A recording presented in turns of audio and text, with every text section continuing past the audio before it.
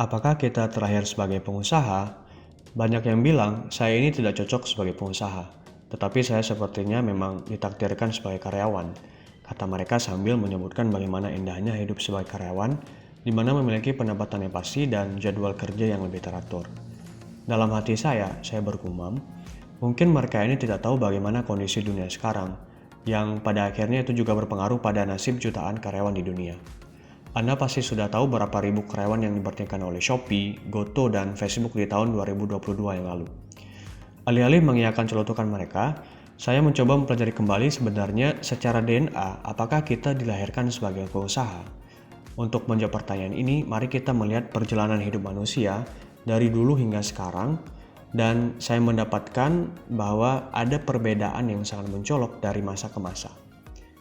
Seperti yang ditulis oleh Robert Kiyosaki dalam bukunya yang berjudul More Important Than Money, menyebutkan setidaknya kita telah melalui dua era ataupun fase kehidupan, dan sekarang kita sedang berada pada era ataupun fase yang ketiga.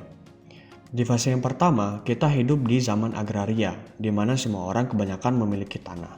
Pada saat itu, semua orang adalah pengusaha, dikarenakan mereka mempunyai tanah dan memproduksi kebutuhannya sendiri, lalu dijadikan makanan untuk keluarganya sendiri.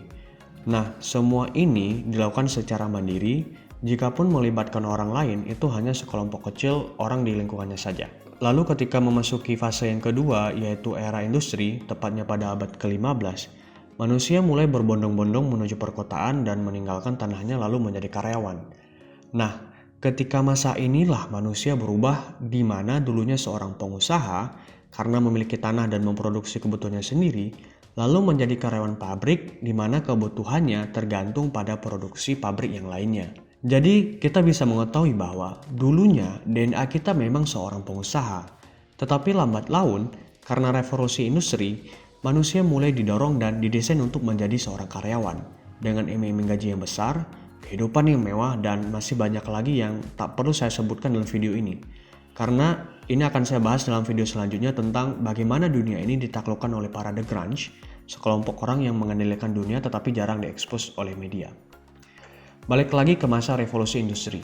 Pada masa itu, menjadi karyawan sangatlah menarik dan melambangkan kemakmuran karena dianggap akan memiliki masa depan yang lebih menjanjikan.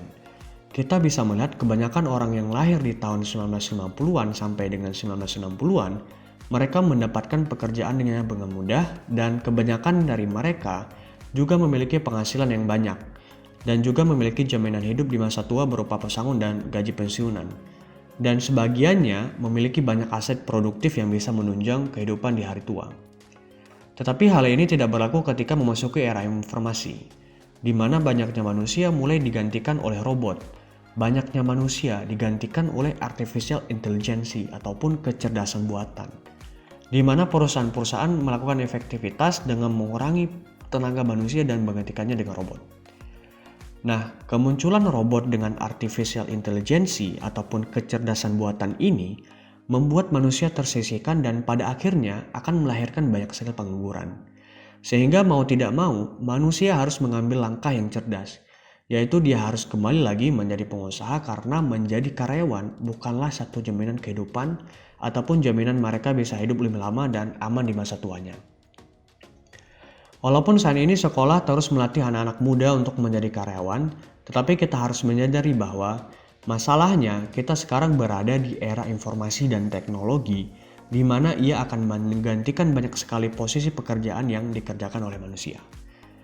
Jikapun tidak digantikan karena banyak pertimbangan, bisa jadi gaji yang dibayarkan tidak begitu mencukupi. Bilapun suatu hari nanti karyawan melakukan protes berupa unjuk rasa supaya dipenuhi haknya, pekerjaan tersebut bisa saja dipindahkan ke luar negeri, karena di mana negara tersebut memiliki regulasi yang lebih menguntungkan perusahaan dan juga berbiaya rendah. Nah, robot itu nyata adanya.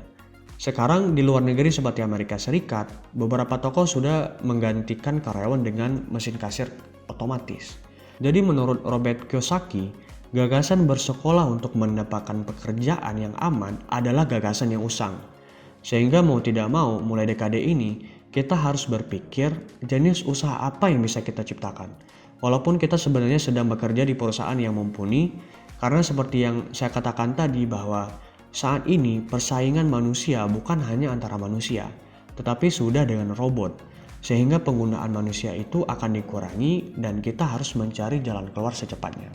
Kita juga yang bekerja sebagai karyawan, sebagus apapun kinerja kita juga tidak bisa menjamin berapa lama perusahaan akan mempertahankan posisi yang kita emban. Kita bisa lihat beberapa fenomena yang lalu seperti Shopee melakukan pengurangan karyawannya, Gojek dan Tokopedia atau sekarang yang dikenal dengan Goto, bahkan Amazon sendiri juga melakukan pengurangan karyawannya. Ini menandakan bahwa di era informasi, jaminan keberlangsungan suatu pekerjaan sangatlah rendah. Di mana ini sejalan dengan kenyataan bahwa perusahaan terus melakukan pengurangan biaya sehingga bisa memaksimalkan profit. Jadi pertanyaannya, apakah kita terlahir sebagai pengusaha? Maka jawabannya adalah iya.